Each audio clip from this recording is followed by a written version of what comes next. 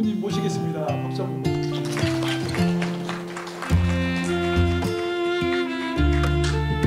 네, 아이고 과찬의 말씀까지 해주셔서 기분이 좋네요. 제가 젊었을 때는 이렇게 칭찬해 주시면 아유 아니는 손살이 쳤는데 요즘에는 너무 감사하다고 그래요. 그래서 요즘에 성탄 맞이해서 이렇게 시간을 내신 여러분들 정말 행복하고 얼굴이 아주 아름다우시네요. 아름다우시다. 아직 여러분 아직 익숙하지 않으셨나? 요즘에 저는요 인사를 이제 성탄 때 우리가 롤 모델이 있는 성탄을 잘 준비하는 분들의 모델들이 한 4명 되거든요. 우리 천주교가 정말 전통이 있고 신앙생활을 할 수 있는 어떻게 보면 편한 게 따르는 분은 예수님을 따르면 되지만 닮아야 되는 사람은 여러 명이야 이게. 그래서 영성이라고 하는 건 잘 아시겠지만 영성은 누구를 따라가고 또 닮으면 되거든요. 그게 없을 때 헷갈리고 우리가 방황할 수 있고 그런데 개신교 형제들은 영성이 그런 점에서는 참 어려워요. 왜 성인도 받아들이지 않고 또 영성이라고 하는 말 자체를 그분들은 성경만 중심으로 하기 때문에 참 어려운 부분이 있는데 요즘에는 개신교 형제들도 수십 년 전부터 우리 가톨릭의 이제 영성가를 이렇게 협력을 받아가지고 영성 생활을 하더라고요. 예를 들어 헨리 나윈 신부님이라든가 이런 분 아직 헨리 나윈 신부님은 가톨릭 성인이 아니라 할 수 있는 것 같아요. 그래서 그런 점에서는 저는 성탄을 이제 맞이하면서 우리가 닮아서 살아갈 수 있는 분이 네 분 정도로. 지금은 대림식인데 이제 내일 저녁이면 성탄이잖아요. 대림시기에 예수님 탄생을 잘 준비한 분의 4인방. 첫 번째는 다 가족들 관계예요. 다 그러니까 친인척들이라고 이게 아주. 첫 번째는 세례자 요한, 그죠? 세례자 요한. 여기서부터 여러분 같이 한번 얘기해 보실래요? 세례자 요한의 친척인 아니고 아버지 이름이 뭐죠? 스가랴. 그다음에 또 사촌지간이기도 하고요. 또 예수님을 낳으신 누구죠? 마리아. 또 마리아의 남편이 누구죠? 요셉. 여기 4인방이에요. 4인방. 그런데 대림 시기에 닮아야 되는 분은 이 4인방인데 세례자 요한, 그 다음에 아버지 스가랴, 그 다음에 예수님의 어머니 마리아, 마리아의 부인이란다. 남편 요셉. 4인방인데 이분들이 대림 시기에 롤 모델, 우리의 모범이라고 그랬잖아요. 근데 실질적으로 대림 시기라고 하면 두 가지 의미가 있어요. 잘 아시겠지만 첫 번째는 예수님 탄생을 기다린다는 거잖아요. 그죠? 그 기다림이 영성 대림 시기에 중요한 주제이기도 하죠. 그죠? 기다린다. 여러분들은 평생 누구를 기다려 보셨나요? 묵비권을 행사도 좋습니다. 기다림의 인생이잖아요, 우리가. 여러분은 누구도 빠지지 않고 누구의 기다림 속에서 여러분 태어나셨다고. 누가 여러분을 기다렸을까요? 부모님이잖아요. 그죠? 뱃속에서부터 기다렸다. 그렇게 기다림 속에서 태어난 우리 모두가 또 아이가 자라면은 그죠? 뭘 기다려요? 언제 어른이 되나 기다리죠. 그죠? 그러면 아이가 자라가지고 학교에 들어가. 또 중학교에 들어가. 시험을 치잖아요. 그죠? 그럼 합격이 됐나 안 됐나 또 기다린다고. 이런 식으로 계속 기다림의 삶인데 그런 기다림이 예수님 성탄을 맞이해서 좁은 의미로 성탄을 준비하는 기다림인데 사실 예수님이 이미 탄생하신 분이에요. 그렇잖아요. 2000년 전 이미 오신 분이라고. 뭘 또 오냐고. 그러니까 기념, 기억에 해당되지만 정말로 기다리는 우리 예수님은 재림 예수님이에요. 재림 예수님의 기다림이 우리가 성탄 시기에 예수님 기다림을 시작으로 해서 두 번째 오시는 종말의 예수님을 기다린다는 것이 굉장히 중요하다는 거죠. 그 기다림의 롤모델도 기본적으로 네 명으로 보시면 돼요. 거기에서 우리가 알고 있는 것처럼 각 사람마다 기다림의 영성이 다 달라요. 하나하나가 아니란 말이죠. 그렇게 우리는 이 대림 시기에 예수님 성탄의 준비의 기다림의 영성이 다 다르다는 거죠. 여러분들이 오셨지만 기다림의 내용들이 다 다를 거예요. 어떤 분은 어떤 걸 기다리죠? 이거 보니까 여러분들은 아기를 기다리는 것 같지는 않고 뭐를 기다릴까? 예? 한번 말씀하시면 뭐 기다려요? 저를 기다렸다고요? 네. 세례자 요한의 기다림의 영성은 정화, 그러니까 수도 생활의 출발점이 세례자 요한이에요. 그리고 영성에 가면 겸손이에요. 겸손. 정화는 겸손 속에서 일어나는 거거든요. 정화라는 게 뭐겠어요? 그죠? 정화라고 하는 것은. 그리고 겸손이라는 게 뭐겠냐. 이 정화와 겸손의 지극한 모델이 세례자 요한이라는 말씀 드리고 싶어요. 그래서 세례자 요한이 예수님보다 먼저 오셔서 세례 운동을 시작했잖아요. 그죠? 세례자 요한이 선포한 일성이 있죠. 그죠? 하늘나라가 또 하느님 나라가 가까이 왔다. 회개하고 복음을 믿어라. 그렇죠? 근데 여기서 얘기하는 그 회개, 그리고 똑같이 예수님도 하느님 나라가 다가왔다. 회개하고 복음을 똑같이 얘기했어요. 똑같이 얘기했지만 회개의 이 개념이 달라요. 세례자 요한의 회개는요, 정말로 죄에서 확 바꾸는 걸 얘기해. 죄에서. 그럼 죄가 뭐냐? 죄라고 하는 것은 정확히 말씀드리면 현행범을 얘기하는 거예요. 현행범. 현행범들이요, 죄를 끊고, 그러니까 윤리적인 죄, 또 율법에 나오는 모든 죄, 가장 기본이라고 할 수 있는 십계명, 그렇죠? 사실 우리나라도 그렇고요. 십계명만 제대로 지켜도 천국인데 십계명을 너무 안 지켜요. 가장 잘 지키는 십계명 중에 하나가 뭐예요? 주의를 거룩히 지내라. 성당 나오시는 분 주일 빠진 분이 별로 없어요. 그러니까 그 얘기하면 시간 많이 가니까 10계명 중에서 저는 6계명, 9계명, 그다음 7계명, 도둑질하지 말라는 거, 남의 재산을 빼기 너무나 많아요. 내가 본당 신부를 안 해봤으면 몰랐는데 학교만 제가 23년 있다 보니까요. 호주에서 제가 4년 있었고 여기 지금 2년, 6년째. 그리고 한참 좀 젊었을 때 한 3년. 그래서 제가 본당 신부 한 거는 지금 10년이 안 돼요. 근데 옛날에 한 건 다 잊어버렸고요. 그리고 젊을 때는 자기 맘대로 하잖아요. 근데 요즘 세상 돌아가라는 거 보면 10계명이야말로 우리 구원의 기준이에요. 이거를 세례자 요한이 회개하라고 한 거거든요. 그러니까 죄인들이 뒤집어 가지고 회개해서 물속에 들어갔다 나오면 구원받는다는 거. 그래서 세례자 요한이 굉장히 예수님 오시기 전부터 예수님이 오셔서도 굉장한 인기가 있었어요. 인기라는 건 뭐냐면 죄 지은 사람이 자기 죄 고백 회개하고 물속에 들어갔다 나오면 용서받는다는데 얼마나 이것이 많은 사람, 특히 죄인들한테 희망의 메시지였겠다는 거예요. 그래서 이 회개가 정화고, 이 세례자 요한은 광야에서 정화적 삶을 살았어요. 꿈난 공동체라고 그래서 그 지역에, 여러분 꿈난 공동체 많은 이 사본들, 성경의 사본들 많이 발견된 곳이거든요. 바로 세례자 요한이 꿈난 공동체의 멤버였었고, 꿈난 공동체는 예수님 시대 때 네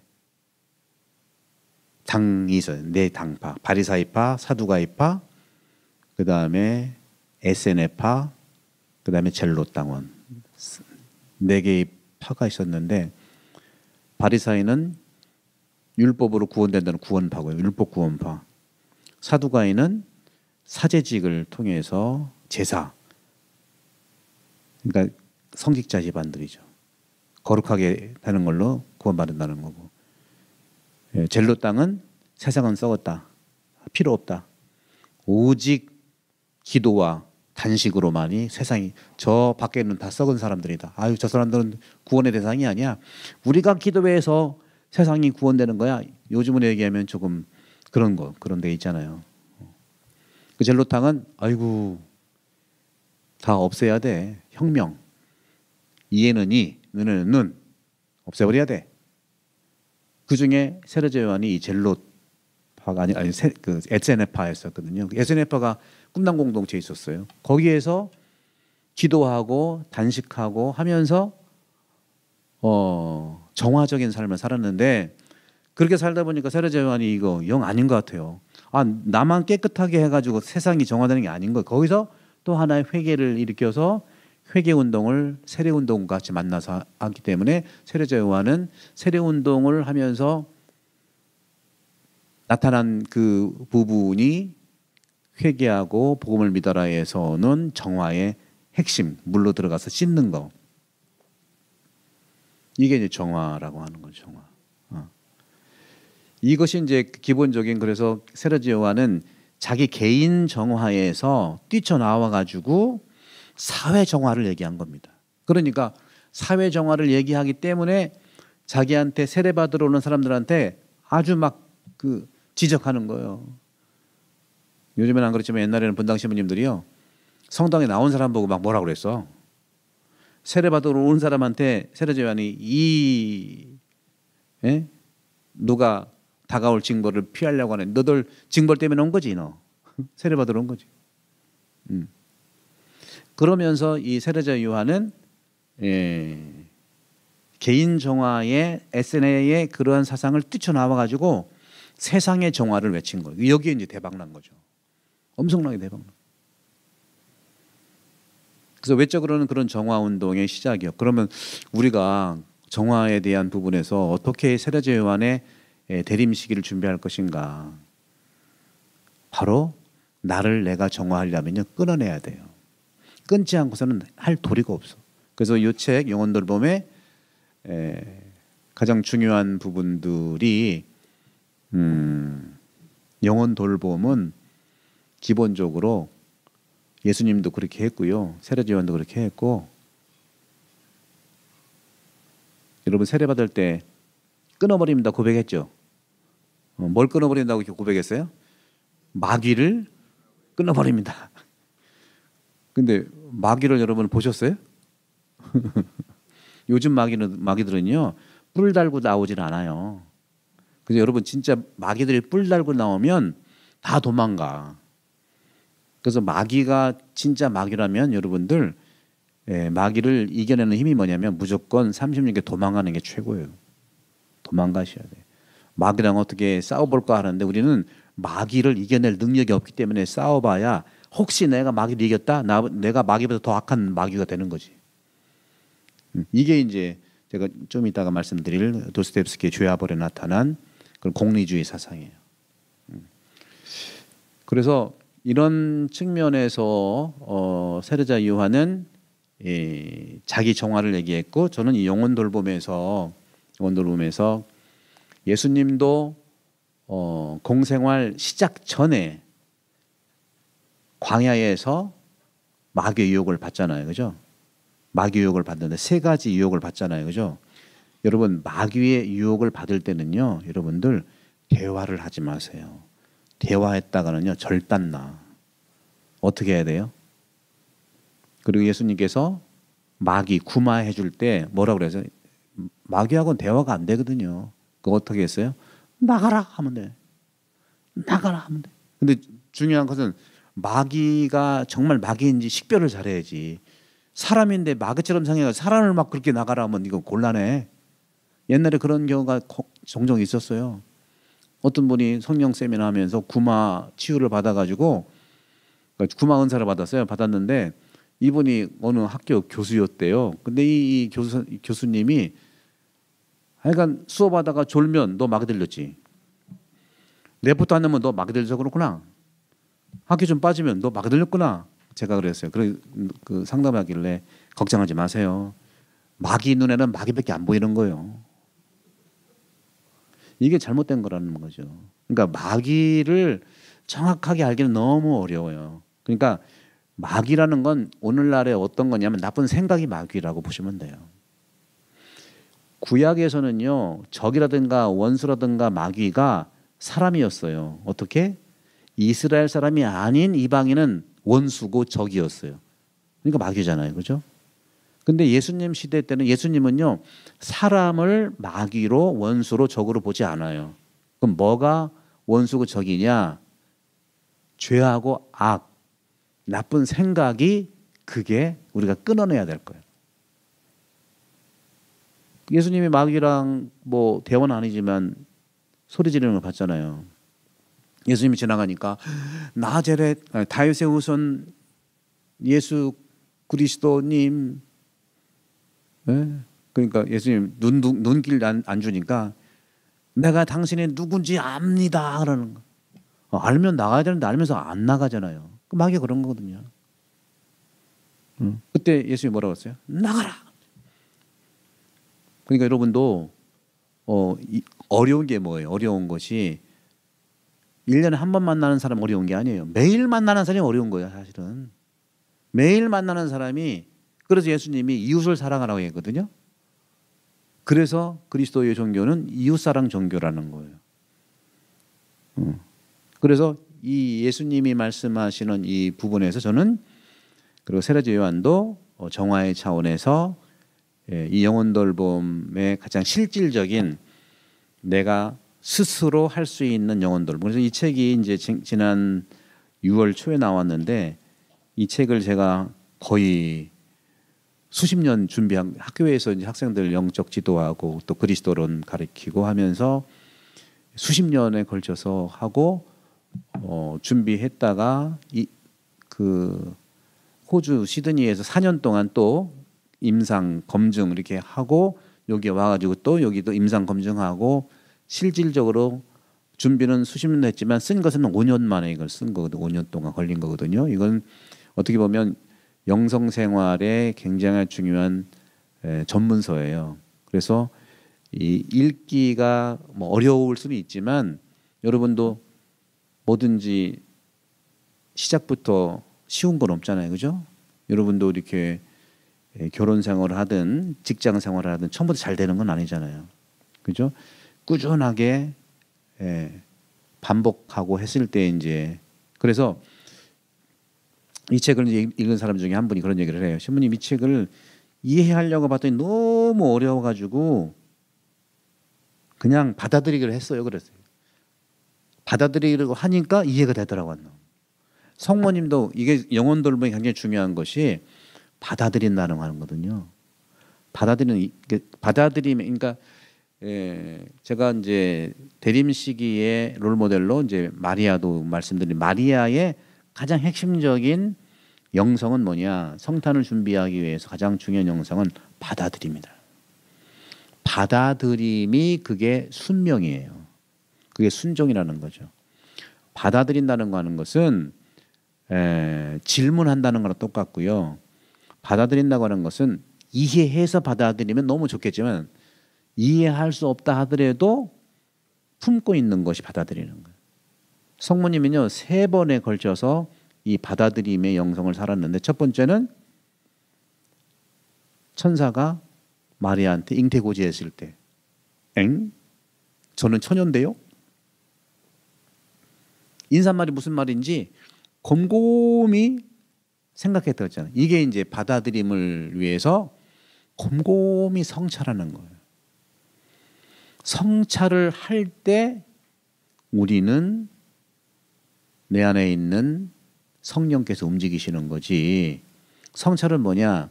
성찰은 내가 나를 바라보는 거예요. 분명한 것은 즉 수천 년의 역사 중에서 특히 지도자들은요 성찰을 해야만 해요. 성찰을 하지 않고, 성찰은 뭐냐면 내가 누군지를 아는 거거든요. 내가 알아야 돼. 근데 남들은 그렇게 아는데 내가 누군지 몰라. 그러니까 이게 특히 지도자들은 계속 일만 만드는 거거든요. 그러니까 성찰의 핵심이 뭐냐면 여러분들, 성찰의 핵심이라는 것은요, 내가 하느님께 기도해도, 그죠? 하느님께 기도하고요. 또 바로 옆 사람한테 또 청하든지 대화하든지, 제가 질문하든지 관계를 맺잖아요. 그죠? 하느님과의 관계에서, 이웃과의 관계에서 성찰의 핵심은 뭐냐면 내가 하느님께 이것 좀 해주세요 하고 청하게 할 수 있어요. 그러면 성경을 통해서도 보고 또 하느님께 나한테 메시지 주는 것도 있고 했을 때 하느님의 뜻과 메시지도 중요하지만 성찰은 뭐가 중요하냐면 하느님의 뜻과 메시지에 대해서 내가 어떻게 반응하는 거가 내가 나를 보는 거예요. 내가 어떻게 반응하는 건 1도 없어. 근데 맨날 남 핑계 대고요. 맨날 하느님 뜻 모르겠다고 하고요. 그러니까 하느님 뜻 모르겠다고 하는 그 모르겠다는 그 반응이 나라는 거라니까. 무슨 말씀 아시겠죠?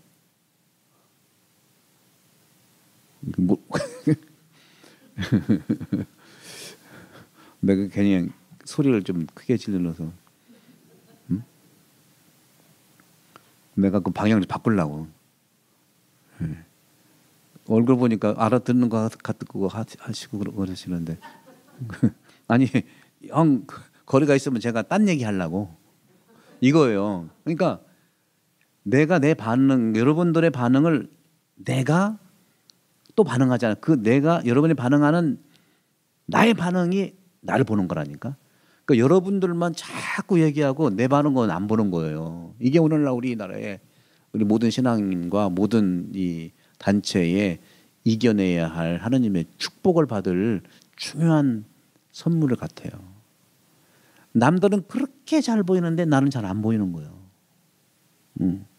그래서 우리는 미사 때 어떻게 해요? 니 탓이요, 니 탓이요 그러나?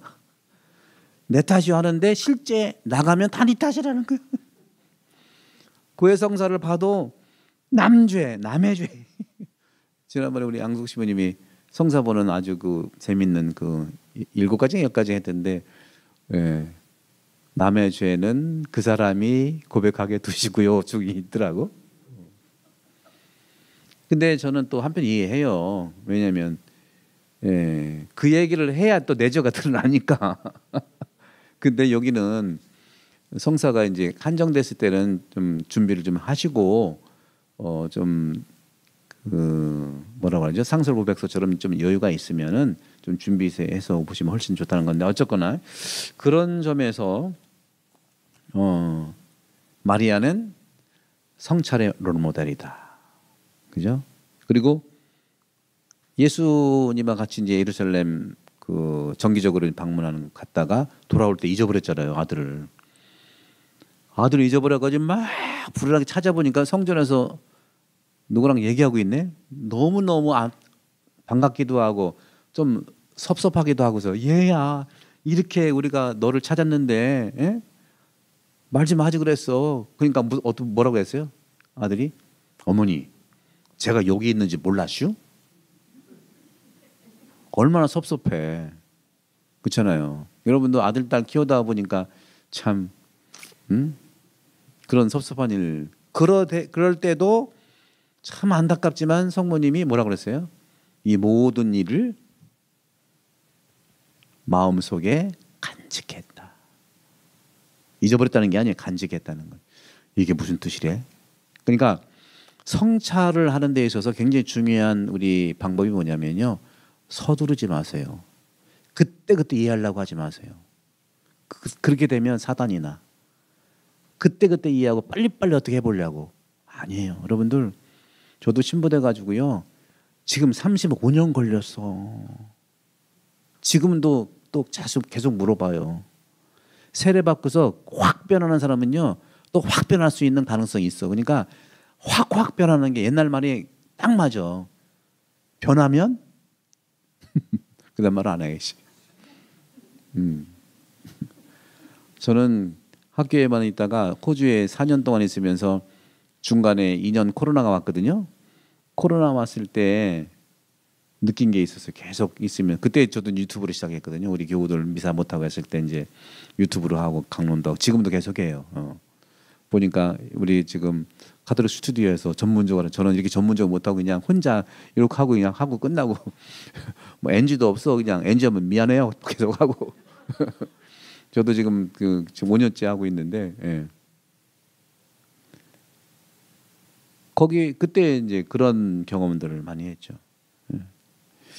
그래서 우리가 이제 성찰하면은 어렵다고 생각하는데 미사 때 우리는 저렇게 하잖아요. 내 탓이요, 내 탓이요 할 때 네 가지 얘기하잖아요, 그죠? 가장 처음에 하는 게 뭐예요? 한번 해볼까요? 전능하신 천주 성부 천지의 아니다 그건 저기 사도신경이지 헷갈린다니까. 그러니까 내 탓이요 할 때 네 개 얘기하잖아요. 생각과 말과 행위 그리고 자주 의무를 소홀히 한 거요. 네 가지거든요. 네 가지는 뭐냐면 하느님하고 우리 형제들한테 고백한다는 얘기잖아요. 그죠? 고백하오니 생각과 말과 행위로 그리고 그 중에 자주 의무를 소홀히 했다는 건데 말은 좀 우리가 좀 들여다봐. 내가 말을 어떻게 했나. 행동도 좀 내가 어떻게 했나 들여다.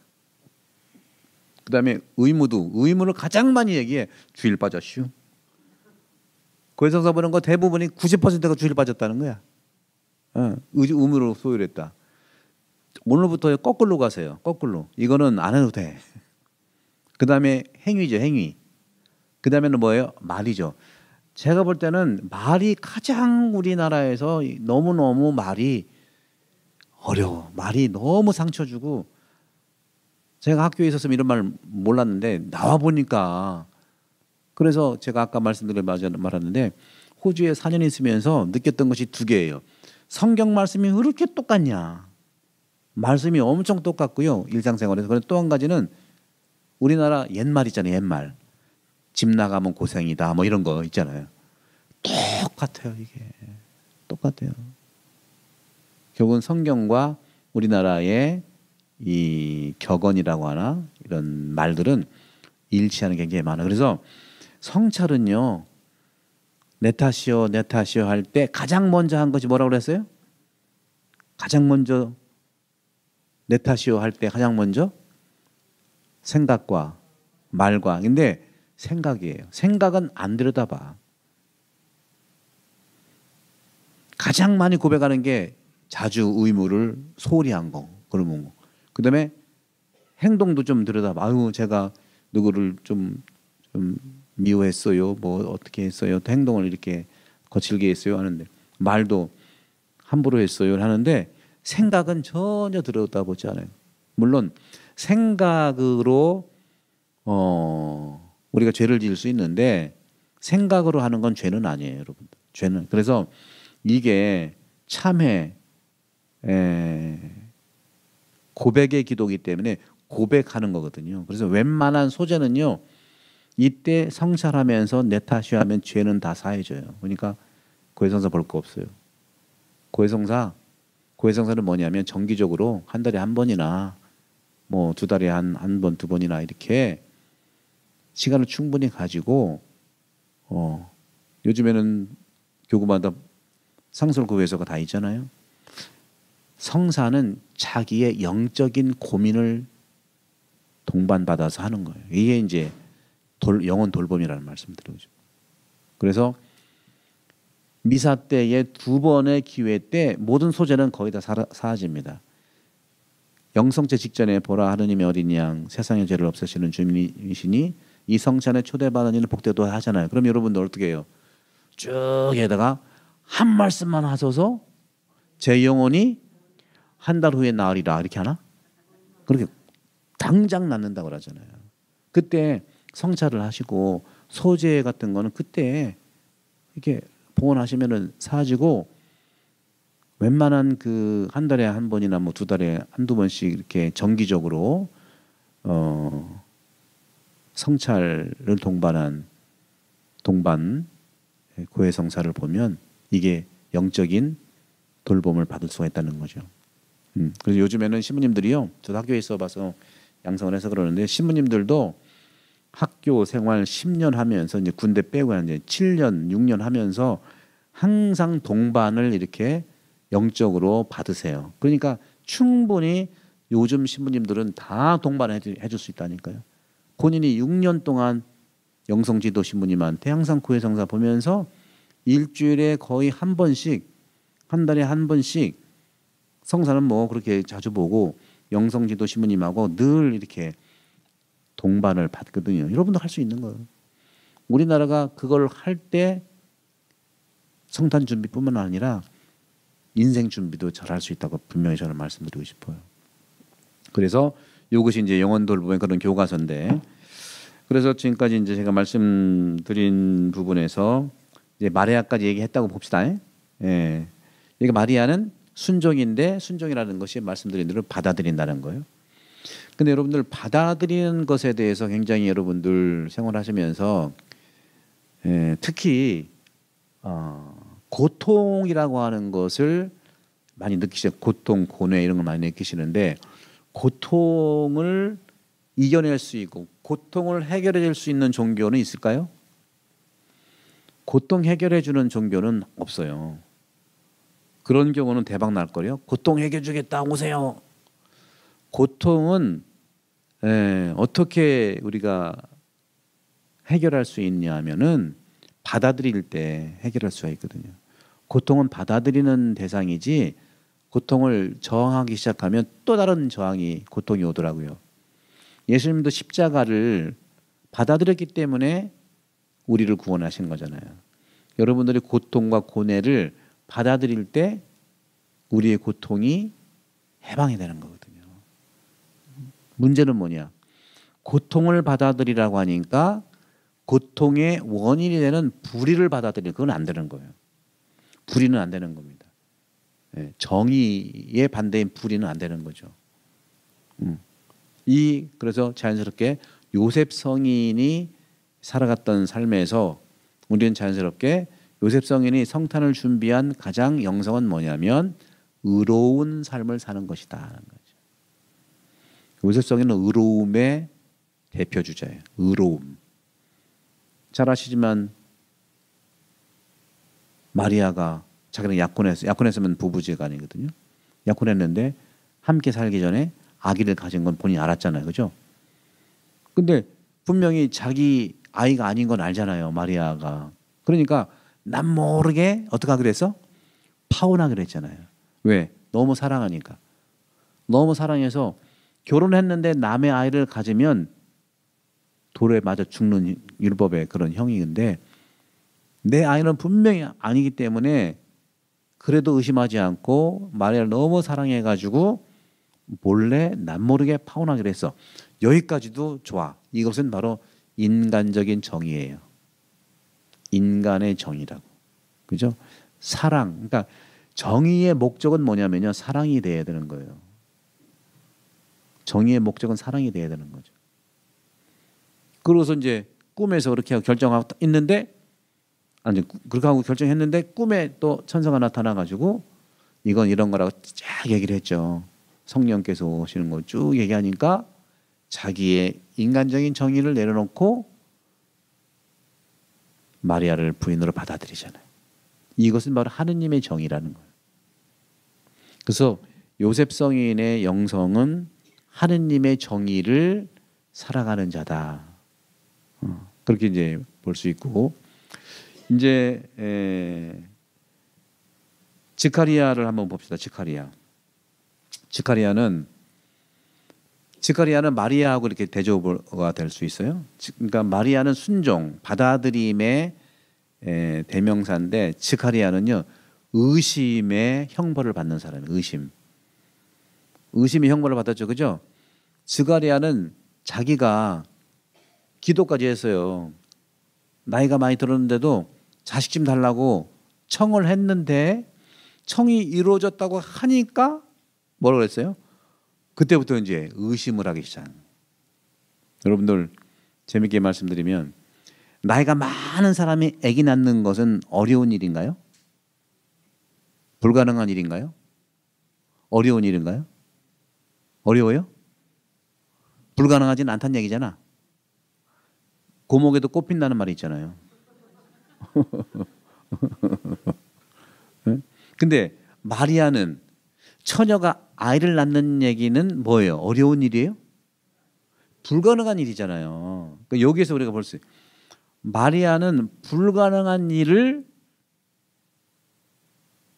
믿었다는 거지. 근데 무조건 믿은 게 아니에요, 여러분. 이거 잘 보셔야 돼. 지가리아는 어려운 일을 의심했다는 거지. 어떤 이유로?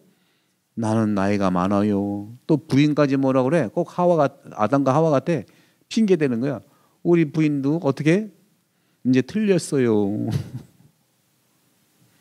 그렇게 믿지 않았기 때문에 벙어리가 되게 해준 거예요. 지가리아의 의심으로 믿지 않은 형벌이 벙어리예요, 벙어리. 여러분도 벙어리가 될 때가 있었나요? 여러분도 이제 믿지 않으면 의심하면 벙어리가 되라고 기도할까? 네? 근데 하느님이 주시는 형벌은요, 축복이에요, 여러분들. 축복인 줄 아세요? 말 못한다는 건 뭐예요? 벙어리라는 건 어떤 거죠? 우리는 어떤 의미에서 영적인 벙어리가 돼야 돼. 말이 너무 많아요. 시시콜콜이 간섭하지요. 자기가 모르면 또 이거라고 판단하지요.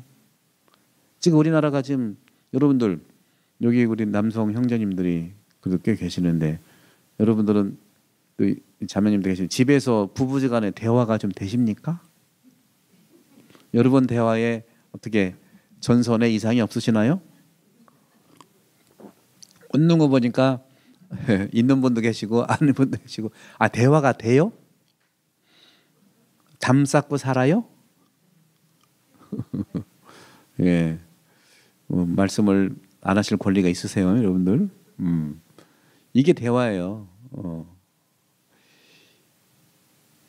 저는 어떻게 생각하냐면 집안에서 부부간의 대화와 자녀간의 대화가 어떻게 법정이 됐을까? 법정. 다들 판사 같아. 다들 검사 같고. 우리나라가 지금 검사가 이렇게 나라를 이렇게 만들어 버리니까 다 검사하고 뭐 다 판단하고요.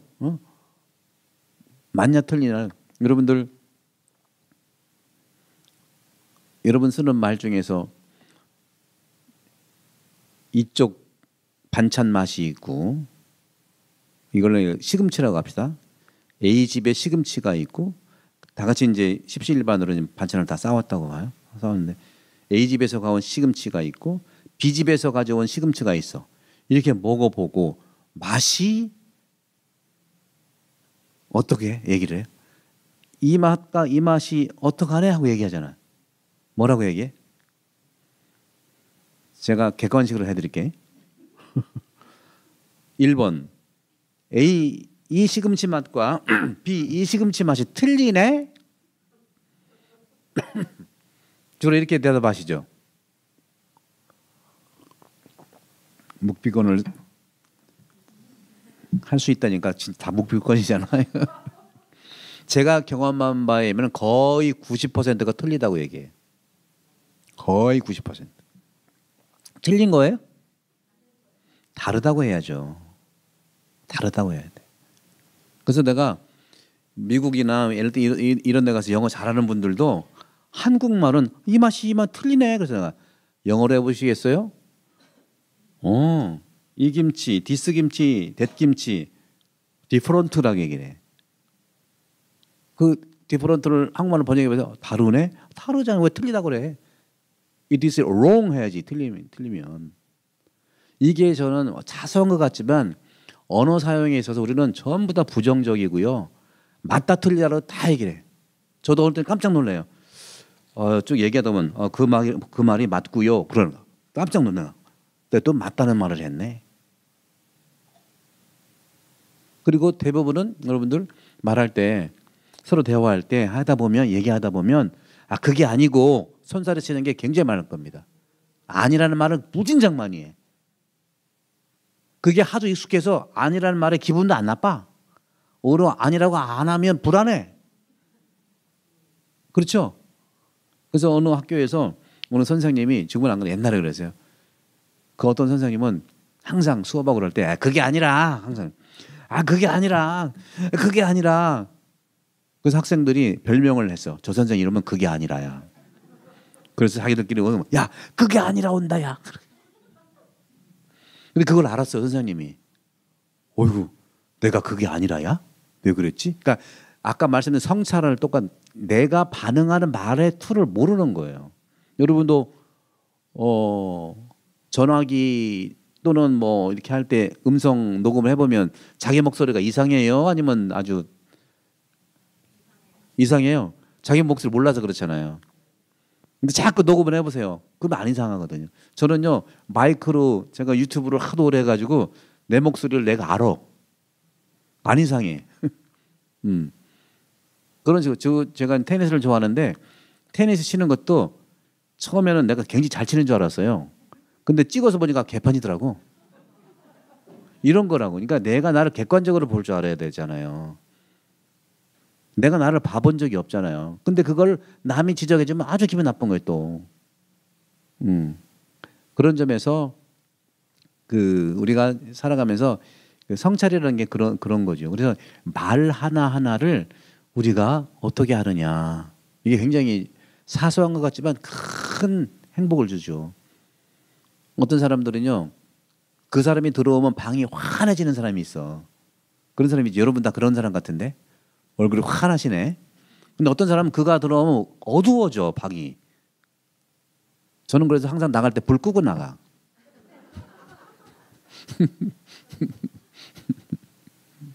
그래서 그런 나를 우리는 식별이라든가 성찰 능력이 없어서가 아니라 남들은 그렇게 잘 보는데 그 방향만 나로 돌려라. 그러면 대박 납니다. 사실 대박 나. 그래서 그런 점에서 이렇게 이제 여러분들이 이제 보실 수가 있고요. 그래서 이 영혼 돌봄에 이제 우리가 성탄을 맞이해서 이제 네 분의 이 말씀을 좀 드리면서 결국에는 스가랴가 받은 이 믿음 없는 형벌, 믿음이 없기 때문에 받은 형벌이 뭐였냐? 성찰을 할 수 있는 시간을 준 거예요.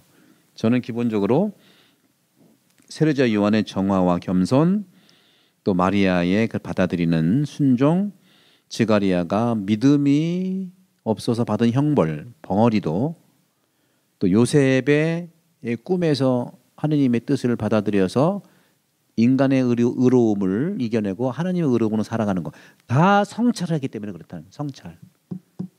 성찰을 하면 남의 눈치 안 봐도 돼요. 여러분. 내가 나로 살아가려면 내가 나를 정확하게 볼 줄 알면 되고 내가 나를 정확히 본다는 것은 나에 대해서 여러분들 호기심을 가져라. 많은 사람들이 자기 자신이 아니라 남에 대해서 호기심이 많아요. 호기심으로 그 사람을 알 수가 없어요. 하느님은요 호기심으로 우리를 구원하지 않으세요. 하느님은 우리를 관심으로 구원하신다고요. 관심이 뭘까요? 관심은 성찰이거든요. 연민도 성찰이고. 근데 호기심은요 자기 중심이야. 자기가 궁금한 것만 캐보는 거야. 이렇게. 그래서 어떤 단체에서도 어떤 그 열심한 분이 있어. 아주 잘해. 그럼 그분이 호기심이 많아가지고, 예? 근데 본당이나 단체에서 그분의 가족을 본 일이 없어요. 너무 열심히 하기 때문에 남편이 어떤 분인지 궁금해요. 그럴 수 있잖아요. 그러면 관계를 잘 맺다가 따로 이제 차 한잔 하시면서 혹시 열심히 하셔서 관심이 제가 많고 그러는데 혹시 서방님이죠? 신랑 어떤 일 하시는지 궁금한데 알려줄 수 있어요? 이렇게 물어봐야 되는데 그냥 그렇게 할 용기는 안 나고 같이 이렇게 쭉 모였을 때 예를 들어서 A라고 합시다. A 자매님 신랑 뭐 하세요?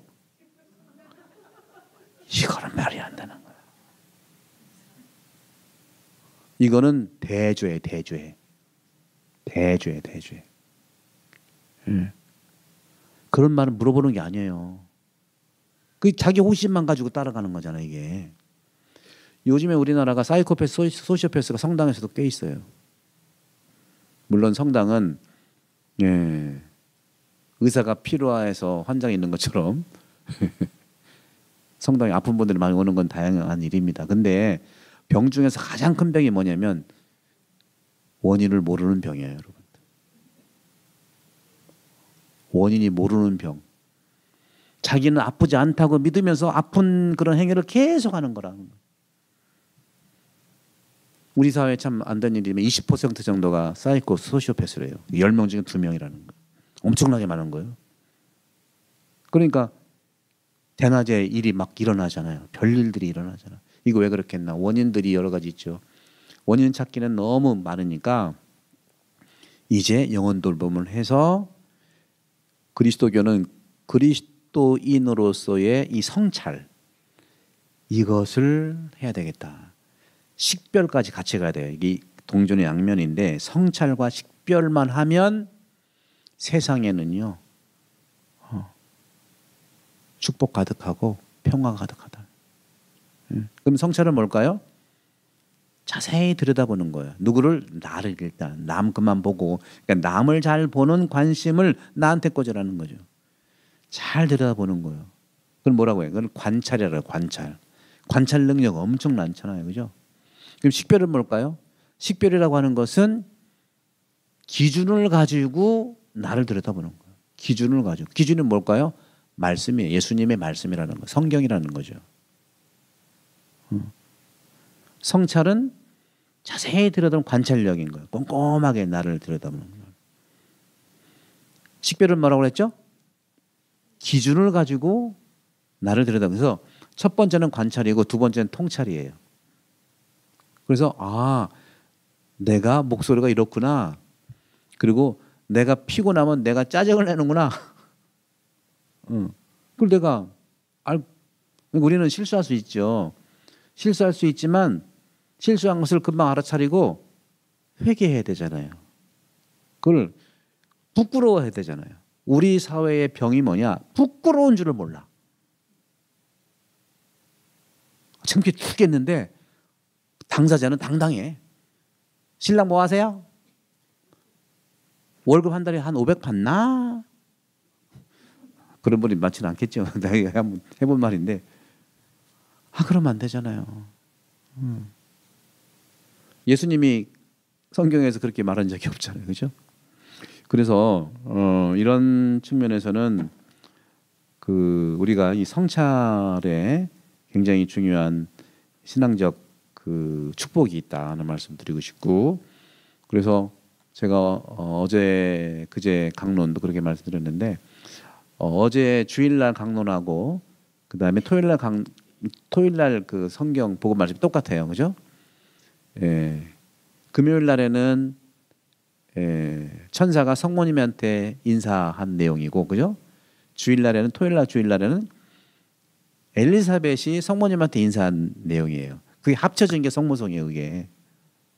그러니까 성모성만 제대로 해도 여러분들 구원받습니다.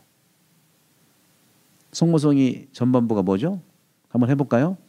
은총이 가득하신 마리아님 기뻐하소서 주님께서 함께 계시니. 여기까지가 이제 전반부의 전반부야. 여기까지. 이게 누구한테 인사한 거예요? 땡. 가브리엘 천사가 마리아한테 한 얘기. 은총이 가득하신 마리아님 기뻐하세요. 이게 인사말이라니까. 주님께서 함께 하시면, 저도 그러잖아요. 미사할 때 주님께서 여러분과 함께 그러잖아요. 이게 다 성경에 나온 내용을 가지고 하는 거예요. 주교님은 평화가 여러분과 함께. 누가? 예수님이 덜덜 떨고 있는 제자들한테 한 인사말이에요. 여러분, 그리고 본당에서 프레시디움이라든가 또 어떤 기도 모임 하고 그럴 때 신부님의 강복을 받으면 너무너무 행복하죠. 그죠? 또 안수까지 받으면 뭐 날아갈 것 같죠. 네. 그런 거 똑같이 여러분도 여러분 가정에서 남편이나 자녀한테 하셔라는 거예요. 그렇게 받으면 내가 좋은 걸 왜 못 하시냐고. 사제한테만 의보된 게 아니에요. 물론 성사적으로는 사제가 하지만 준성사로 여러분도 자녀한테 안수해 드릴 수 있고 축복해 줄 수 있고 인사를 하면 대박이라니까. 그러면요, 제가 경험을 해보니까 90%는 부모의 억양이 그 아이의 평생을 자유해. 인생을 좌우해. 여러분들 홍성남 신부님 아시죠? 예, 저하고 친친인데 그분이 그런 말 하잖아요. 그분도 지금 막 얼마나 열혈사제로 사십니까? 열혈사제잖아. 예? 그분도 재능이 엄청 많은데 그 본인이 말씀하신 내용이에요. 그죠? 학교에서 너는 그림이 꽤 어둡냐? 그림 그리는 거. 그래가지고 선생님이 함부로 한 얘기이기 때문에 나는 그림 못 그리는 사람으로서.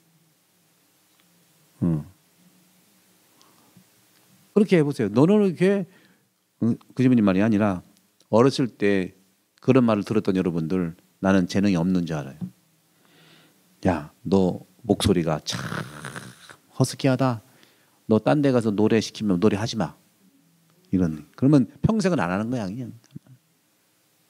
그래 말 조심해야 돼. 옛날에는 왜 이렇게 때렸나 몰라. 옛날에 여러분 근데 저는 안 맞았어요. 왜? 작으니까 안 때리대? 그리고 그렇게 저희 부모님이 말씀한 적이 없어요. 왜? 미리 알아서 다 해가지고. 근데 형님, 그러니까 첫째 키우는 게 다 어떻게 보면은 첫 아이라 좀 서툴고 키우는데 그죠? 또 잘한다고 보다고 또 애증이잖아요. 애증. 여러분들 미워하는 게 하루에도 퍼센트가 많아? 아니면 사랑하는 게 퍼센트가 많아요? 반반 된다는 사람. 아니면 3,7제? 아니면 4,6제? 미워하는 게 많은 사람도요. 그 사랑하는 거예요. 애증이라는 말 하잖아요. 애증. 근데 표현을 하지 말아야 돼요. 얼굴 표정 다 알거든요. 여러분들. 그래서 저는 벌써 시간 1시간 다 되겠네. 얼마나 해야 되나 모르겠네. 시부님이 알아서 하시고 그래서 알아서 하다가 날 새겠네 이거. 네? 그래서 저는 아까 말씀하신 그 말씀 마무리하고 그러니까 인사말 그죠? 은총이 가득하신 말이 아닙니다. 은총이라는 말이요 히란 말로 카리스라는 말인데 카리스 복수가 카리스마예요. 카리스마인데 카리스는 히란 말로 어떤 뜻이냐면 아름답다는 뜻이에요. 아름다운 마리아여 기뻐하셔 그 소리. 주님이 함께 하시잖아. 저도 그래서 우리 본당에 태안 본당에 어제부터 그랬어요. 제가 아름다운 글라라 자매님 기뻐하시네요. 그러니까 어떤 이번에 세례받는 형제님이 나한테 예쁜 신부님 쑥스럽게 되게 쑥스럽더라고. 우리 인사를 보통 어떻게 했어요? 집에서? 여러분 어디서 식사 하시는지 모르지만 되게 인사가 식사하셨슈? 물어보죠. 그 아침에는 잘 주무셨어요? 그러잖아. 그죠? 근데 제가 로마에서도 있어 공부를 해봤고 또 미국도 생활해보고 호주도 가보면 또 독일 뭐 이런 데 가보면은요 이태리나 보면 거기는 우리나라 5,000년의 역사가 아니라 그런지 몰라도 인사가 다 똑같아요. 영어로 뭐 아침 인사가 뭐예요? 굶었니? 그러잖아. 똑같아요. 뭐 독일은 구텐탁 좋은 아침. 이태리 말로 본조르노 본주. 거긴 똑같아. 좋은 아침에는 이게 어디서 나왔겠냐 상상을 해보면 성경에서 나온 거구나. 아름다운 아침이에요. 좋은 아침이에요. 그죠? 그래서 여러분들 우리가 이제 천주교 신자니까 내가 아침에 일어나면 아름다운 형제님이 베드로시면 아이고 아름다운 베드로님 잘 주무셨나요? 그러면 너무 기분이 좋. 하지마 하자고. 한번 해보세요. 저 기분 되게 좋더라고. 익숙하지 않으시죠 우리 형제님들. 그죠? 한번 해보죠. 그러면 이게 딴 게 아니라 성경에서 얘기하는 거니까. 예? 기뻐하라. 평화가 여러분과. 그리고 엘리사벳이 마리아한테 인사를 어떻게 했냐면 그 유대 산골에서 이렇게 마리아가 이 엘리사벳 집을 방문했는데 150km 정도 되는데 150km. 그러면 요 내리에서 어디까지가 150km일까? 아마 대전까지가 150km 거래요. 태안에서는 아마 금산까지 150km. 그러면 한 열흘은 걸릴 거예요. 열흘. 하루에 15km씩. 산티아고가 20km씩이잖아요. 그죠? 산티아고 20km씩 40일을 하면 800km인가 되죠. 열흘 넘게 가가지고 인사말을 어떻게 했을까? 상상할 수 재밌잖아요. 마리아가 그러니까 엘리사벳이 인사하기 전에 마리아가 인사를 했잖아요. 그죠? 마리아가 뭐라고 인사했을까? 예쁘신 엘리사벳 했겠지. 네, 천사한테 배운 게 있잖아요. 은총이 가득하신 마리아요. 기뻐하소서. 똑같이 그렇게 했겠죠. 그건 상상이니까. 그죠? 그렇게 했더니 엘리사벳이 또 뭐라고 인사했어요? 그 마리아한테. 여인 중에 가장 축복이 있대. 그리고 태 속에 있는 예수님도 복이 있대네. 그러니까 꼭 신부님만 축복하는 게 아니라는 얘기가 성경에 있잖아요. 여러분 집에서 축복을 해주세요. 아기한테 머리에 이렇게 손을 얹어서 성모성이라도 해드려. 그러면 너무 태교도 그렇고. 그러면 기도 속에서 태어난 아이는 달라요. 어떻게 다르냐? 축복을 받았기 때문에 언어 사용, 마음. 저는 그 재미있게 코로나 시기에 뭐 시간이 많잖아요, 그죠? 지금 호주에서 시간이 많은데 거기서 호주는 거의 2년 동안 아무것도 못했거든요. 제가 4년 있었는데 첫 해 거기 배우고 두 번째 블록 됐고 마지막에 또 오시고 2년 동안 테니스 실컷 쳤어요. 테니스 살려고 테니스 실컷 쳤고 또 하나는 유튜브로 강론 열심히 했어요. 열심히 했는데 이 점에서 우리가 이제 열심히 그 살아가면서 예수님을 닮은 그런 언어를 쓰는 게 나한테 굉장한 축복이구나 하는 걸 느꼈거든요. 스트레스 받을수록 주님 말씀은 돌아갈 수 있지 않겠는가 하는 말씀을 좀 드리고 싶어요.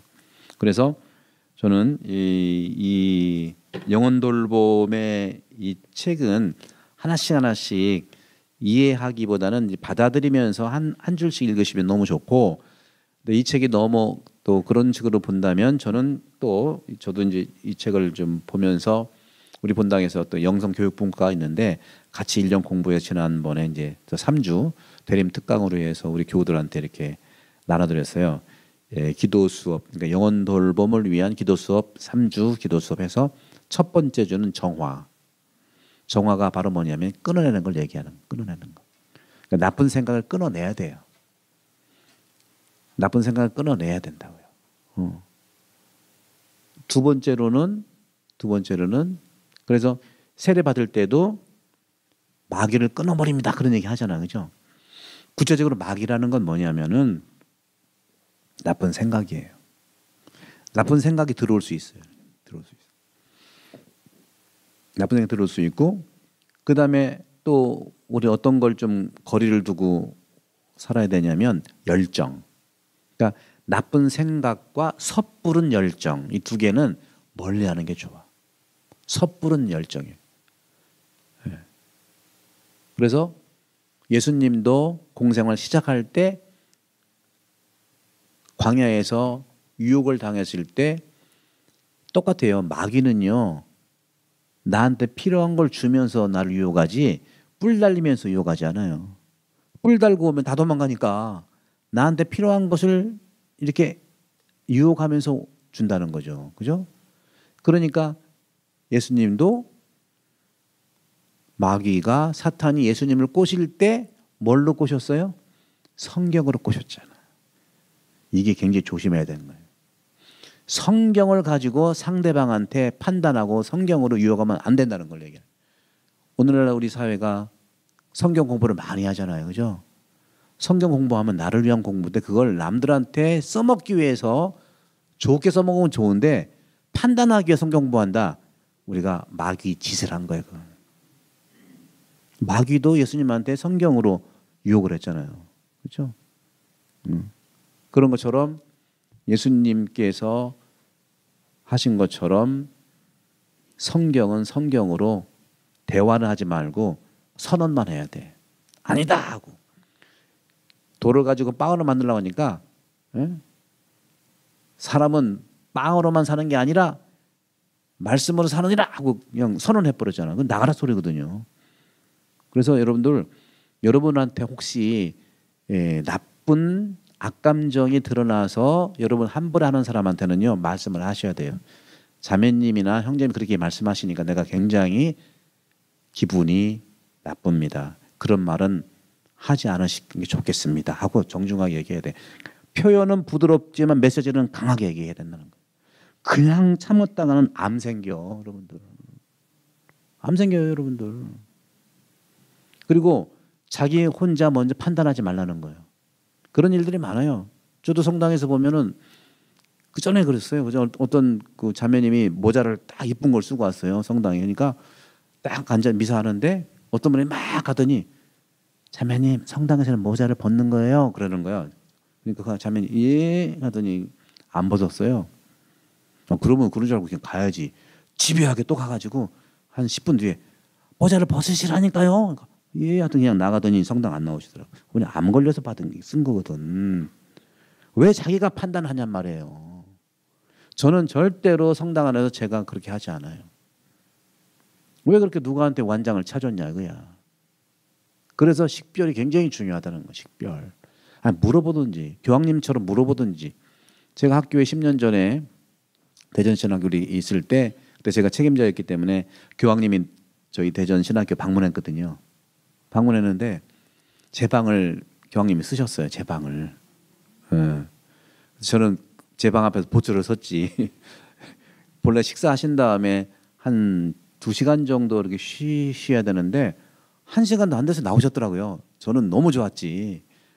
교황님하고 같이 혼자서 한 1시간 이상을 내가 필요한 거 다 청해드렸어요. 우리 돌 축복도 해주시고 우리 신학생한테 좋은 글도 써주시고 뭐 이렇게 해서 독대를 하고 마지막에 가실 때는 교황님 어떻게 안전하시게 잘 가시고 또 기도하겠습니다. 나보고 내가 네 방을 썼는데 방값을 얼마나 내면 좋겠니? 나보고. 제가 그때 그랬지. 기분이 너무 좋고 업돼서 이번에는 공짜예요. 공짜니까 그 대신 제가 다음에 로마 가면 교황님 방에서 내가 쉴 수 있을까요? 오라고. 그랬어요. 그분은 아주 작은 일에도 기억을 하시는 분이라 아직도 못 가고 있네 제가. 근데 그 교황님을 만나면서요. 야, 이 교황님은 정말 말씀을 사시는 예수님 자체구나. 제가 우리 신학생들한테 정말 좋은 글 좀 써주세요 그랬더니 나한테 물어보는 게 자기가 스페인 말로 써도 되냐는 거예요. 어떤 말이든 써주세요. 괜찮습니다. 꼭 물어보고 써. 항상 물어보고. 그리고 꽃동네에서 꽃다발을 받았잖아요. 꼬마한테서 꽃다발을 받았는데 그 교황님이 그 꽃다발을 성모님한테 이렇게 드리고 싶은 거예요. 여러분은 어떻게 해요? 받았으니까 자기가 주잖아요. 근데 그 교황님은 꼬마한테 무릎을 꿇고 물어봐. 나한테 준 이 꽃다발을 성모님한테 드려도 되겠어요? 물어보니까 꼬마가 끄떡하더니 그때 들은 거예요. 이게 우리가 말도 표현도 하고 이렇게 상대방을 존중하는 거지. 자기가 하고 싶은 대로 하는 거. 그래서 저는 이 영성 생활에 있어서 이 영혼 돌봄의 가장 돌봄의 중요한 여러 원리가 있지만 2가지 원리가 가장 중요해요. 첫 번째, 서두르지 마라. 뭐든지 서두르지 마라. 서두르는 것은 그것은 2가지의 의미가 있어요. 자기가 약하든지 약점이 있어요. 약해. 이 얼른 안 서두르면 자리를 못 잡을 거예요. 약하든지 또 하나는 자기가 악하든지 그런 것이 2000년의 영성의 경험이다. 그러니까 서두르는 사람들은요 2가지의 이런 경향 때문에 온다. 약하든지 악하든지. 또 한 가지 중요한 것은 자기의 판단대로 하지 말라는 거죠. 교황님도 받았으면 내 거니까 내가 하면 되는데 꼬마한테 물어보잖아요. 또 저한테도 물어보다. 스페인말을 써도 되겠냐고. 이렇게 섬세한 거예요. 이게 하느님 나라 아니겠어요, 여러분들? 근데 그런 점에서는 이게 이제 우리가 중요한 예를 좀 받은 거고, 시간이 많이 지나서 너무 오래 하면 여러분 졸리고 그렇죠?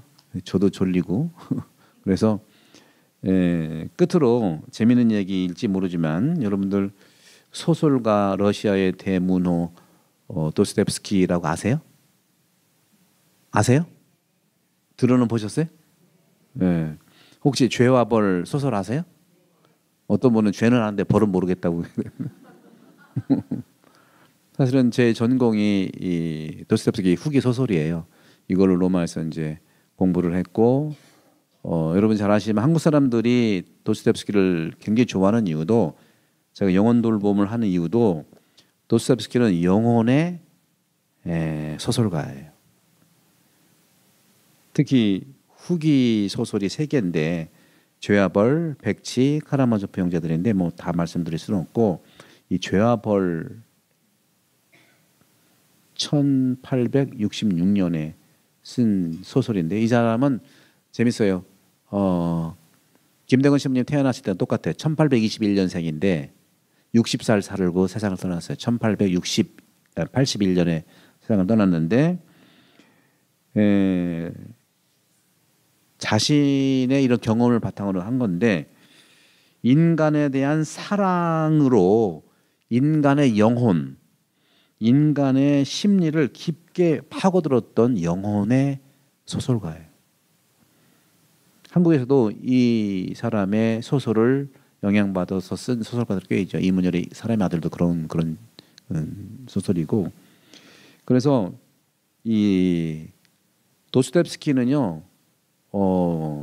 사람의, 그러니까 성찰을 끊임없이 했던 사람이에요. 성찰. 제가 이제 그 도스토옙스키 왜 얘기하냐면 이 성찰에 대한 책 때문에 그런데요. 저도 그 공부를 했고 초기 그리스도교 했고 제가 그리스도론을 공부했기 때문에 성찰의 대가 식별의 중심이 예수님이잖아요. 예수님의 관점으로 보자는 말씀을 드리고 싶은 거죠.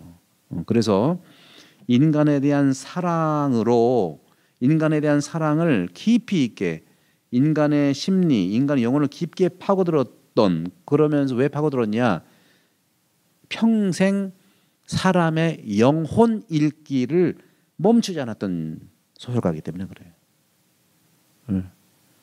그래서 인간의 내면, 영혼에 대한 문제를 탐구하는 영혼의 리얼리즘이라고 말할 수 있어요. 가장 소설 중에 최고, 그러니까 니체도 그런 얘기했거든요. 내가 평생 살았는데 정말 이 도스토옙스키처럼 인간에 대한 이해의 천재가 없었다. 또 우리가 말 앙드레 지드죠. 그분도 저분만 썼나요? 그분도 도스토옙스키는 해밍웨이 이상에 가는 소설가다. 진짜 완탑이다. 전 세계에서 완탑이다. 특히 소설로는요. 죄와 벌도 당연히 그렇지만 카라마조프 형제들이 전 세계에서 완탑이에요. 근데 굉장히 심오하고 굉장히 어려워요. 그래서 저는 이것을 박사학위 논문으로 공부를 하면서, 제가 이 전공이지만 전 그리스도론에 이제 제가 전공이고, 신학교에서는 양성을 해야 되니까 그리스도론이라든가 신학 학문들은 많이 이렇게 강의했지만 제 박사학위 논문인 이 도스토옙스키의 이 부분에 대한 것은 몇 번 특강 같은 건 뭐 딴 데 고려대랑 이런 데 가서 했지만 러시아 문학 하는 사람들은 저를 다 알아요. 특히 도스토옙스키 전공자들은 거의 다 아는데, 이번에 이제 언제 될지 모르지만 평화방송에서 둘레 특강에서 제가 이 얘기를 강의 4번 할 거거든요. 죄와 벌에 대해서 4번 할 거고, 언제 기회가 되면 백지도 한번 4번 하고, 카라마조프 형제들은 한 5번으로 굉장히 심오한 부분이라 할 건데, 저는 다른 게 아니라 도스토옙스키 소설을 통해서 세상의 영혼, 내 영혼을 바라보는 그런 은혜를 받아라 하는 말씀을 드리고 싶어요. 특히 카라마조프 형제들이라는 책은요, 아버지 친부 살해의 충격적인 사건, 그리고 아버지의 죽음 후에 3명의 아들들이 겪는 고통과 고뇌를 통해서 인간의 도덕적 갈등을 파헤친 작품이기 때문에 그렇고요. 그래서 그런 부분에서 이 도스토옙스키는 또 돈에 아주 쪼돌리는 삶을 살았어요. 돈에 지독하게 쪼돌렸어요. 왜냐하면 과시형 소비 성향의 사람이었거든요. 과시형 소비 심리가 강했어요. 근데 자기가 팡팡 쓰기 위해서가 아니에요.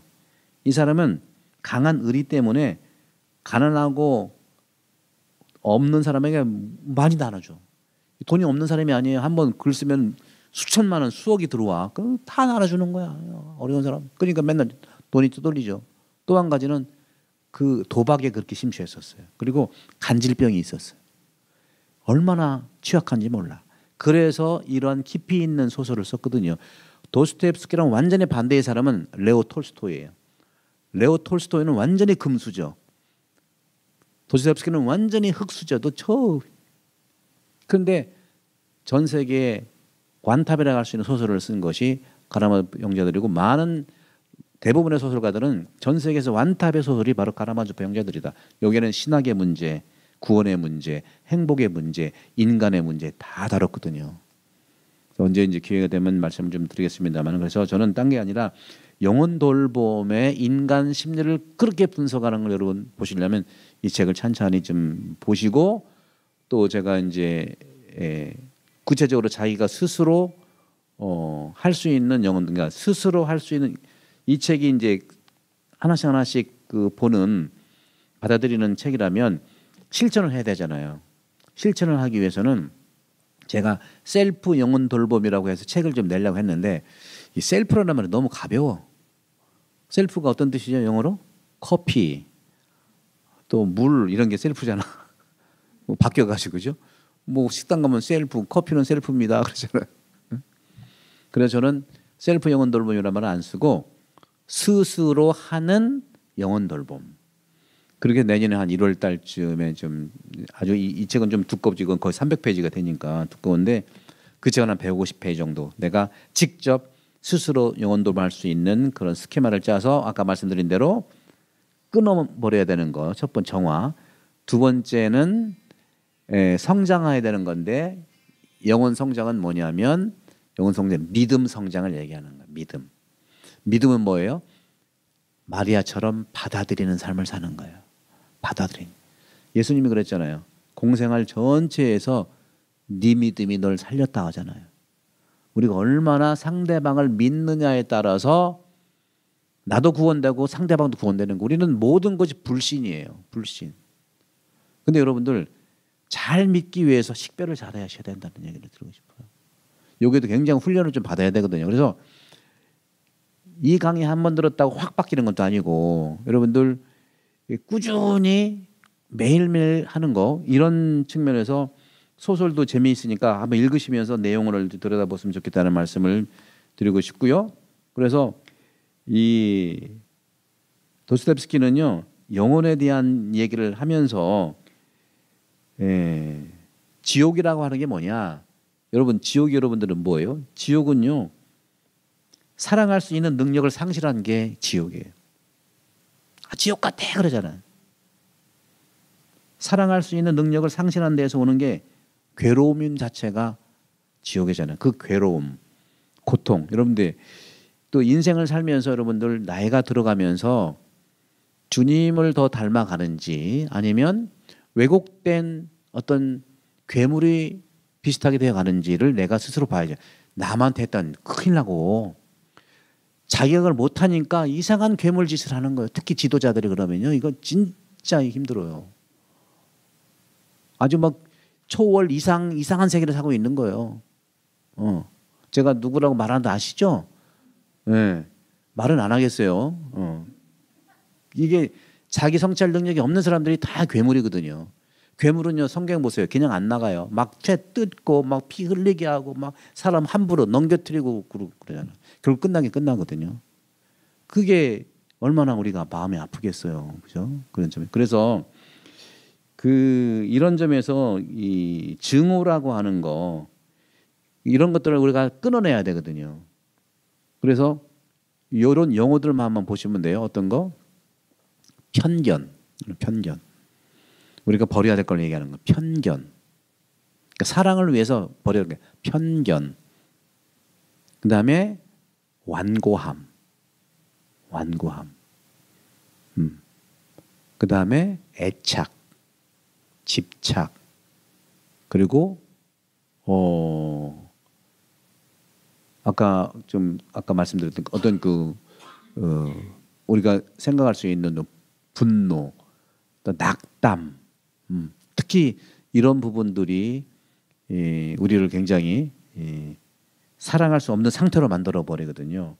그래서 현실에서 지옥을 만들 수 있는 감정이 바로 증오고 괴로움이라고 볼 수가 있어요. 이런 것들을 도스토옙스키는 소설 속에서 그대로 드러나는 거. 그래서 도스토옙스키가 자기 영혼을 드러내면서 여러 영혼들의 이 인물들을 그려냈는데 바로 도스토옙스키가 뭐라고 했냐면요. 하느님과 악마가 싸우는 장소가 어디냐? 하느님과 악마가 싸우는 장소가 내 마음인 거예요. 내 마음. 근데 그래서 내가 선택을 해야 돼. 악을 선택할 거냐? 하느님을 선택할 거냐? 작게는 내 마음이 싸움의 장소지만 크게는 이 세상이 또 마음이거든요. 오늘날 우리 세상이 이렇게 기후 문제라든가 환경 문제 된 것은 인간의 마음이 확대돼서 인간의 모두의 마음이 지구란 말이에요. 그래서 마음을 돌봐야만 지구가 돌봐지는 거예요. 이기심의 마음을 우리가 사랑의 마음으로. 그래서 선과 악의 투쟁은요, 내 마음에서 일어나고 있는데 결국은 선과 악의 투쟁이 인간 내면에서 일어나는 사랑하려는 힘과, 그게 누구야? 하느님이죠. 사랑하려는 힘과 그 다음에 사랑하지 못하게 하는 힘의 대결인 거예요.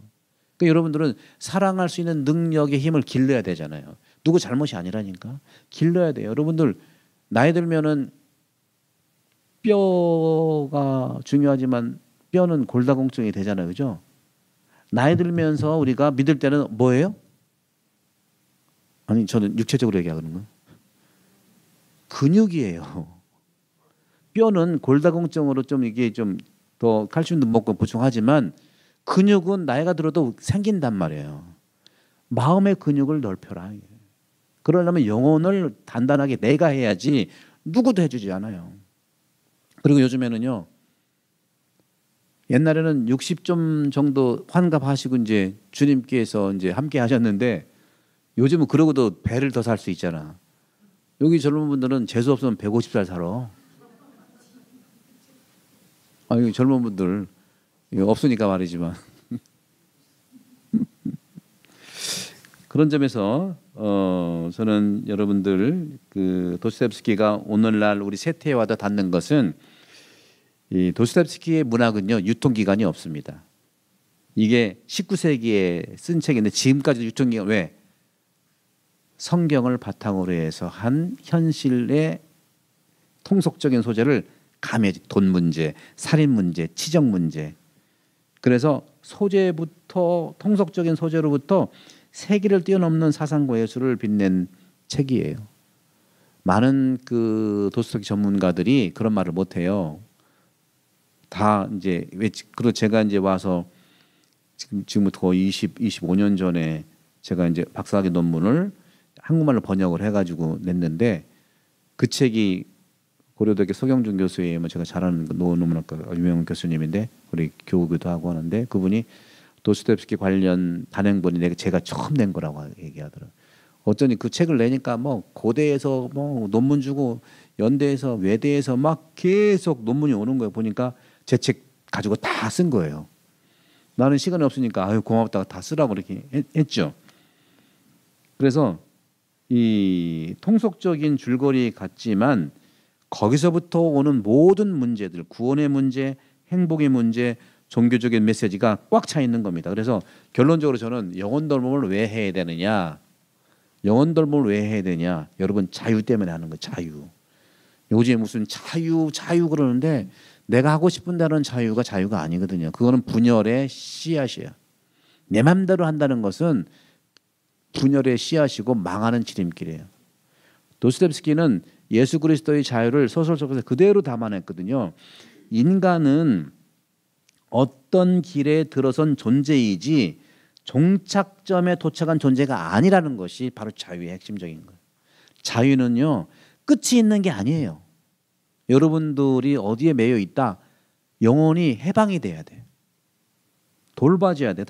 따라서 자유는 어떤 목적이긴 하지만 결코 우리가 거기에 발을 디디고 최종 목적지로 이젠 자유에 도달했으니까 자유의 경주는 끝났다.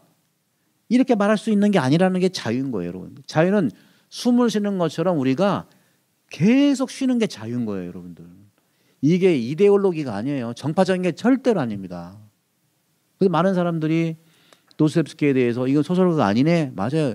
도스토옙스키는 소설을 쓰려고 한 것이 아니라 바로 하느님의 나라를 지금 이 땅에 만들고 싶은 책이 죄버리고 백치고 카라마조프 형제들인 거예요. 이게 후기에 나온 거예요. 특히 카라마조프 형제들은 유작이에요. 돌아가신 다음에 단행본으로 묶여놨어요. 잡지에 기고를 하다가. 그래서 이 정도로 말씀을 드리고 성경을 여러분들이 이렇게 기도하고 공부하고 하는 것이 절대로 영혼 돌봄의 핵심이라는 거죠. 저는 시드니도 그랬고 지금 태안본당도 말씀 학교를 개설을 해가지고 일주일에 한 번만이라도 말씀을 가지고 얘기하자. 뭐 정답 맞추려고 하지 말고 그러면 영혼이 돌봐진다는 거예요. 그리고 구체적으로 2000년에 영적 스승들이 가려 뽑은 수천 년의 지혜를 가지고 여러분 살면 나의 큰 혁명이 아니라 내 안에 작은 혁명들로 시작을 해서 영혼이 돌봐지면은 세상도 그렇게 밝아진다는 말씀을 좀 드리고 싶어요. 그래서 너무 우리 지금 1시간 반이 좀 안 됐는데 사실은 1시간 반은 긴 시간이죠, 그죠, 여러분들. 경청해 주셔서 감사드리고 멀리 이곳까지 오셔서 여러분들 좋은 공기 쐬시고 주님 성탄 속에서 아름다우신 자매님 형제님들 축복 많이 받으시고 기쁜 성탄 맞이하시기를 기도하고 저를 위해서도 조금 기도해 주시면 감사하겠습니다. 혹시 질문 혹시 있으실까? 네. 없는 눈치야. 그러면 제가 아까 성모성 너무 중요한 거니까 성모성 기도하고 강복 드리고 마칠까요? 네. 성부와 성자와 성령의 이름으로 아멘. 은총이 가득하신 마리아님 기뻐하소서. 같이 하실까요? 주님께서 함께 계시니 여인 중에 복되시며 태중의 아들 예수님 또한 복되시나이다. 천주의 성모 마리아님 이제와 저희 죽을 때 저희 죄인을 위하여 빌어주소서. 아멘. 주님께서 여러분과 함께 전능하신 천주 성부와 성자와 성령께서는 우리 모두에게 강복하소서. 아멘. 성부와 성자와 성령의 이름으로 아멘. 감사합니다.